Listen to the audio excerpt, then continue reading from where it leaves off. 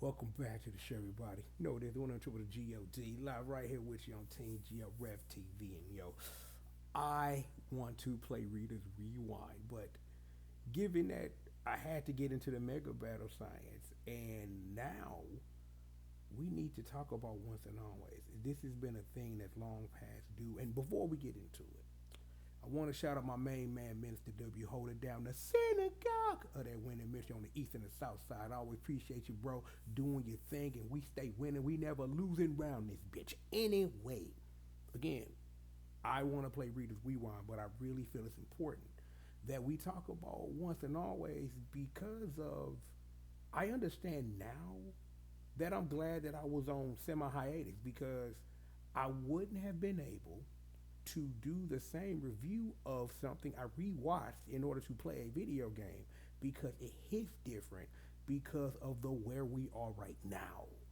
And here's the where we are right now. Nobody knows nothing because they selling stuff and other things and possibly cartoons and they're rebooting the comic books and all this stuff. But let's just get to the gritty because don't none of that stuff actually really matter though. But let's talk about once and always. And I can summarize the video in just this. That is one of the greatest pieces of tribute media I have ever seen. You got to understand, from somebody who was there day one, remember when he was at the daycare when the first episode came on. You hear me? Like, I was back there in 93. Like, I ain't got a bullshit. Y'all know what I am at this point. I was there. I watched the Power Rangers sit up here and deliver the Ninja Turtles of Massive L. I was there, and we're not talking about Power Rangers in space. We literally talking about when the Power Rangers took over, because before then, Turtles was the shit. That was it. Then here come them five teenagers with attitude, and then all of a sudden, the game changed. And it's been a thing since, and 30 years from where we started at Mighty Morphin and where we think we are at the end of Cosmic Fury, which I am going to talk about a little bit, is that we've come a long way. But I really think that in all of this time that I have heard other people's thoughts about what they've thought about Once and Always and how I've dichotomized the hell. Me and Mr. W even talked a little bit about it when I initially thought I wanted to do something. But I really think to talk about what is literally at the core nucleus of what that special is all about. And that word, children, is redemption. Because when you really sit up here and think about what once and always was presented to you as versus where I'm coming from of what I'm taking from it, is you got to really think about everybody that's here. And I'm trying to figure out where I want to start. And I think I want to start with men. I'm like, I feel for Charlie Kirsch. I do. And you might be wondering, huh? Given the now of this franchise, is that men may never get to continue her Ranger story in a way that we could interact with. You know what I'm saying? And it's like, because again, here's some of that. Let's step on some Cosmic Fury toes real quick. Given what we know about Cosmic Fury and how it was supposed to be 20 episodes, and here's a little spoiler for Cosmic Fury, is there was a way where you still could have had Billy. Fern could have got her shine, and that could have been a men continuing come up story, which is what I kind of wanted from Cosmic Fury, which I really thought once and always was setting up for her, and now we just don't know.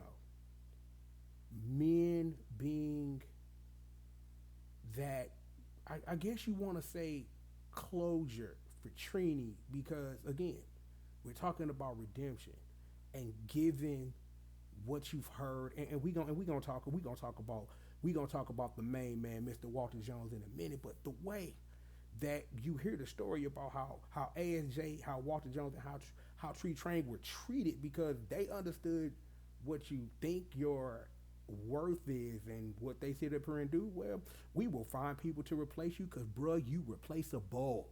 So in that, I'm glad that Trini was able to get that moment for men to like carry that legacy, and that's important because I really don't think this would fit anywhere else.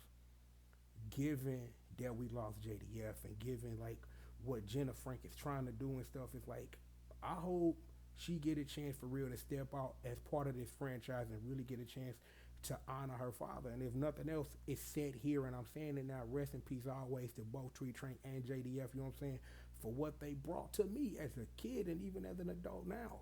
So again, like I say, it's gonna be interesting to like really see like what happened with men as a character, because Cosmic Fury was forced to drop the ball on something that could have been major for everybody in that. Okay.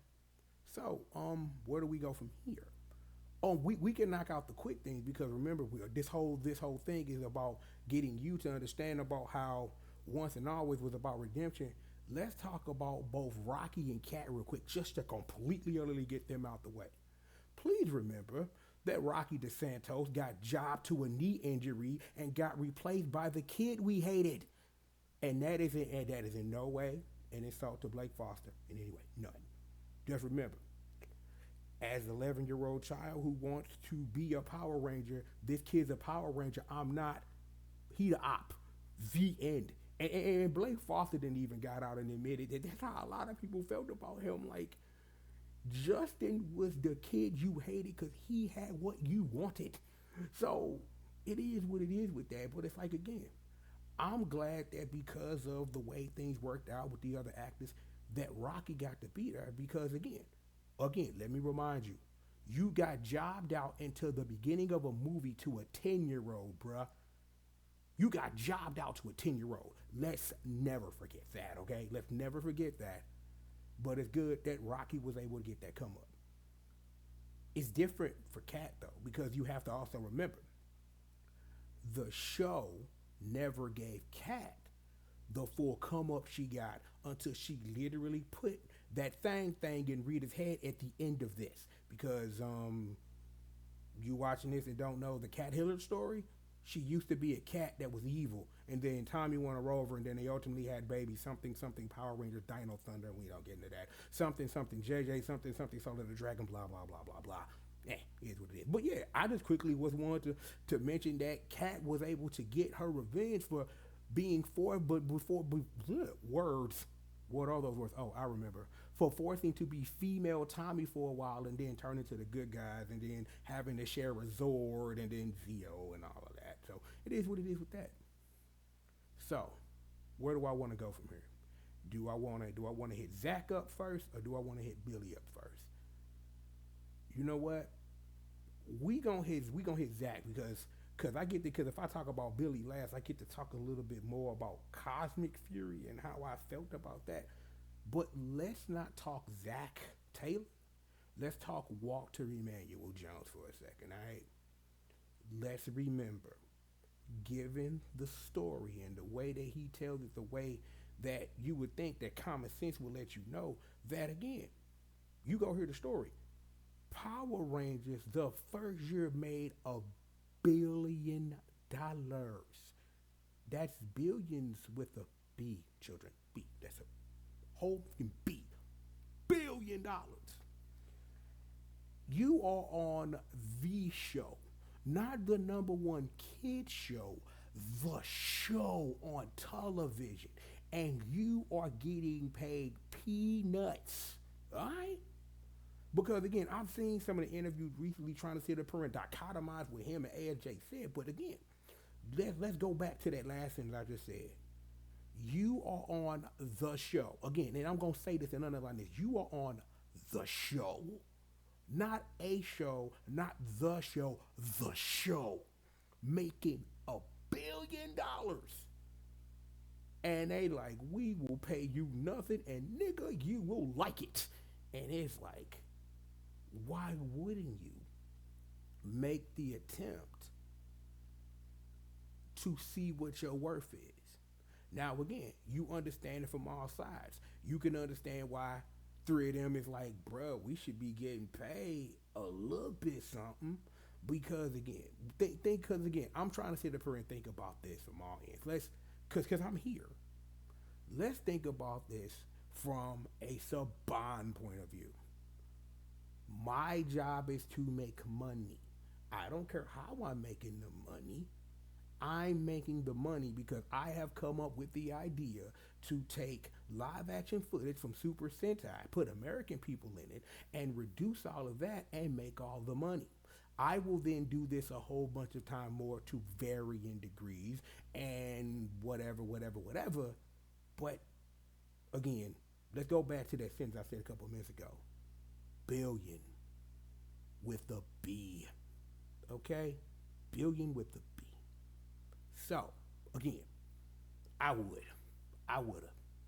I would have went in there and been like, bruh, what's the deal?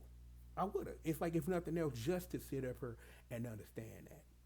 And then things worked out the way that they worked out, and something space cases. You know what I'm saying? Now y'all forget he was on there once upon a time. Y'all don't even see the theme song. Anyway, shout out to Jules Fate. You know. Anyway, flash forward. No, look. You heard in all of the interviews before this happened. The movie was the crescendo for him. And because the deal went the way that it went, he didn't get that. The redemption for Walter Jones is that he walked on a set of a Power Rangers production and got to walk out of it with his head held high, his pride intact, getting paid for a job well done, being able to honor a character that, as a black kid, that I appreciated, and as a black man I still do. Because for a long time, Zach Taylor was my hero, bruh. And before that, it was the Ninja Turtles. We just talked about that, but still though. I am so happy for him that he was able to, if no nothing Power Rangers ever happen again, ever, mind you that ever, he was able to get that closure for himself. And that is worth 10 billions of billions of dollars to be able to be, I closed the book on that. And it's over and it's done with. I'm so happy for him. If I don't glean nothing else from how I'm feeling, I'm happy for Walter Jones that he was able to get the closure that he deserved. I'm like, ASJ kind of got a closure too because they brought him back for Beast Morphers and things like that. But then the reason he wasn't always are things we're not going to talk about. And Tree Train is what it is. The same could be said for David Yost, except for this thing I'm about to say, and I need y'all to laugh along with me now. Y'all have to literally remember, and I'm gonna say this because I'm gonna talk about Walter Jones and all them and all in this little blurb right here. So Bond did niggas dirty on the way out. Like, one of the things I still would like to do, I would love to like re-review all of the, like, a couple of episodes before White Light, when Tommy gets the White Ranger powers, and a little bit after Rocky, Adam, and Aisha show up, to the levels, and I mean levels, of disrespect shown to the people that left the show.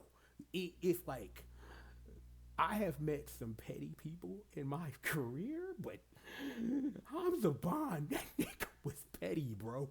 That levels of petty, dog. Like, sit up here, I got diarrhea flow. I shit on niggas. Even when I'm constipated, I still shit on niggas. And it's just like, really now? You don't say. But literally, like, if you haven't, like, recently, with open thought, like, watched that brick of episodes, I did that like a year and a half ago. Like, that's when the official Power Rangers channel was just like putting up all the episodes. And it's like you sit up here and you look at stuff in a different way when it's being presented to you because you're looking at it differently because you have grown as a person. That what that was for me, and it was just like, wow, that's fucking crazy. But my point to David Yost, y'all hadn't heard his story, and it's like, I think this is the part where I insert that you free to live your life however you want to live, and ain't nobody got a right to fucking judge you. And they treated that man dirty. They treated that man dirty professionally, equally as such. They treated him so dirty on screen that we spent that whole season thinking he was the Gold Ranger, and he should have been the Gold Ranger, and he wasn't. And for the record, since I'm here talking about this now, I don't know if Jason should have been the Gold Ranger. And somebody gonna get in the comments like, "Word, that's how you feel." I really think it should have been Brad Hawkins from VR Troopers. It should have been him. Like I always thought, because again, he voiced them for a while, so it was kind of like that throwback on that Cybernator stuff that JDF was doing and all of that. But regardless of stuff, they did Billy dirty. And then literally on the way out, they did Billy so dirty. He's literally the origin of of fucking the Vaporeon meme. They literally send this nigga to Fush Pussy Planet and say, "You old nigga, you ain't never coming back."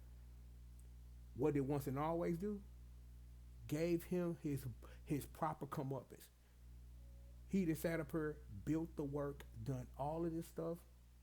It's it's like I'm glad he was able to get that, because again, he's the literal walking Vaporeon meme, law, law, law. Even given all of that he was responsible for the whole adventure, all of that, and trying to get Zordon back, and the things that Cosmic Fury, something, something, Zato, is again, I literally feel children are our future, something, something, Bubble Monkey, I love my doodle bug. Oh, what was I saying? Oh, we was talking about young Billy Cranston, about the come up from being that dude for multiple seasons to literally getting jobbed out to getting old and sending him over to Vaporeon Planet to go get fish pussy, because that was a thing that happened. However, it's to be said this though. Billy was holding things down for multiple seasons. Always that dude. I am glad that Cosmic Fury gave him the opportunity to truly step into that mentor role for a set of Rangers experiencing something that very few get to do. And I'm glad Billy was along for the ride. And like I said earlier about men, it sucks that she wasn't. And again, like I'm trying to do the best I can to save like a lot of my Cosmic Fury thoughts, because we probably need to talk about that, and I probably just need to just rewatch it and just sit up here and just talk about it. But again, I am glad that Billy was able to fully get his come up as well, and in a major way. And I'm really glad that Cosmic Fury got to happen for David Yost, so that he could equally get the closure that he deserved, as not only as a man, but as a performer and all of that. And oh, because I thought about this while I was trying to get my bubble monkey to calm down, is even though we did talk about Walter Jones, him and Catherine Sutherland actually were in Forever Red. If you didn't know that, they voiced. I pick a beetle. I think Walter Jones was the Shadowborg. Well, not the Shadowborg. Yeah, the Shadowborg. Yeah, because I YouTube was like, watch Big Bad Beetleborgs. I do not know why. It said, yo, watch Big Bad Beetleborgs movies. And I'm just kind of like, okay, I ain't doing nothing else with the kid. We'll watch Big Bad Beetleborgs, I guess.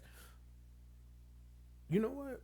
I'm here, so I'm gonna quickly ask it. Given that they trying to do VR Troopers as part of that, part of the Boom Comics now. I wonder how would a Big Bad Beetleborgs like Boom comic work? How would you write that, given the purposeful craziness that Big Bad Beetleborgs were?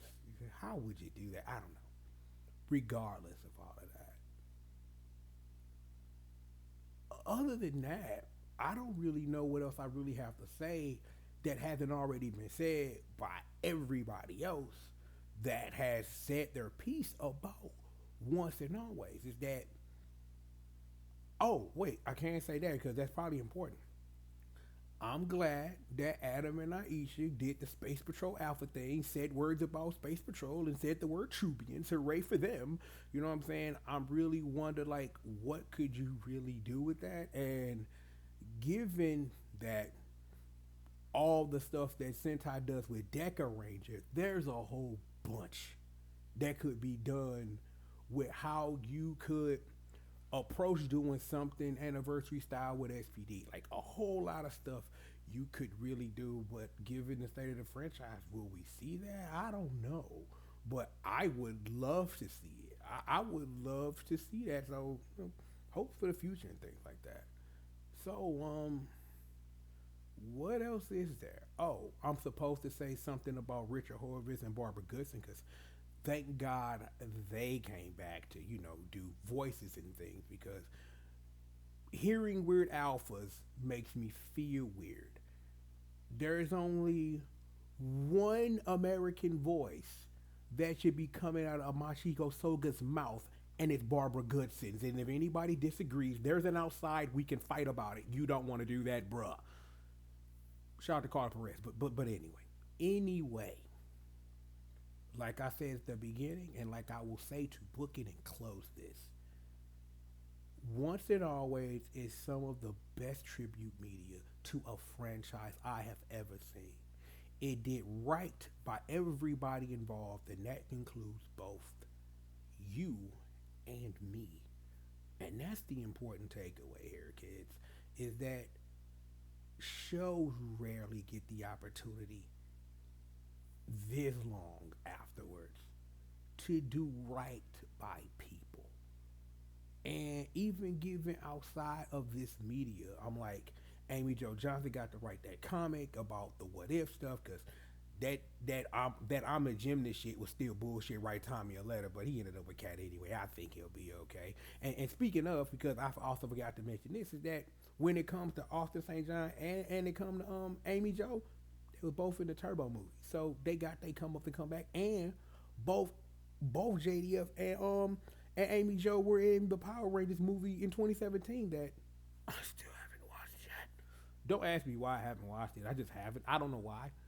I don't know why Power Rangers fan didn't watch the movie. Don't know. Need to, because I want to hear my thoughts about that, right? Because I want to hear my own thoughts about that, because I need to know what I think about that. But with all of that being said, I think now I can properly go Science Mega Battle. Maybe I can actually play Reader's Rewind instead of hearing snippets of the soundtrack. Because shout out to that soundtrack for Reader's Rewind, because oh my God, Mr. Bialo sat up here and put his foot in the food, because God, it goes damn. So yeah, spoiler alert for that review, the music go dumb because all I've heard is snippets of the song, and it's enough for me to understand that I need to get that in my system. And what I've seen, just a little bit of the review that's coming to you, digital clips do good. They do right. I like when people do right by things I love. That's probably going to be the short version of it that I'll put up on TikTok somewhere. Regardless of that, no. Actually, before we get out of here, let me make sure that I covered everything. We came at this at an angle about how Once and Always is a literal redemption story for characters to get their closure and their comeuppance, and it sucks that men didn't get more, but yay for Fern. Billy's a mentor.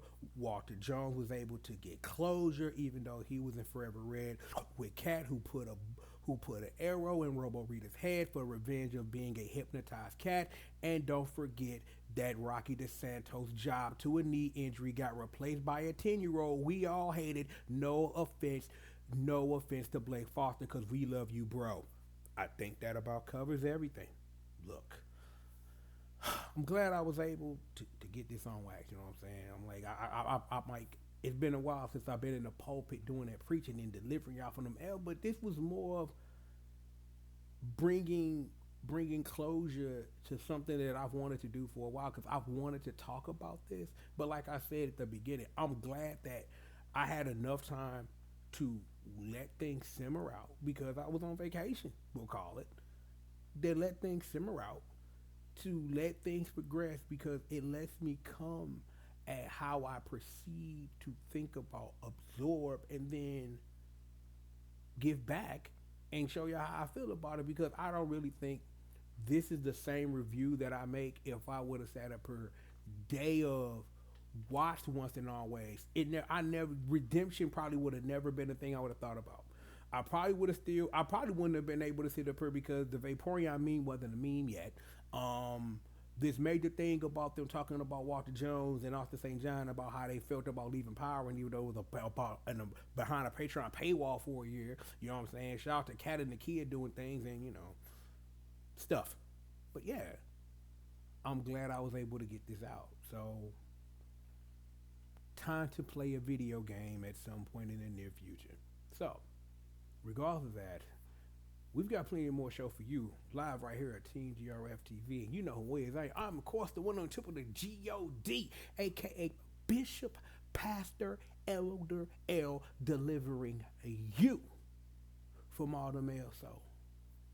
Because we stay winning, never losing round here. Shout out to my main man, Minister W. Holder down the east and the south side of that synagogue winning ministry. Because all we do is win. You know what it is, man. Shout out to the fans. Shout out to everybody. Shout out to my Bobo Monkey who made me pause this video and interrupt her. But now she's watching something and she's not going to bother me until I'm done. And I'm going to go make her some pancakes because she loves fluffy pancakes.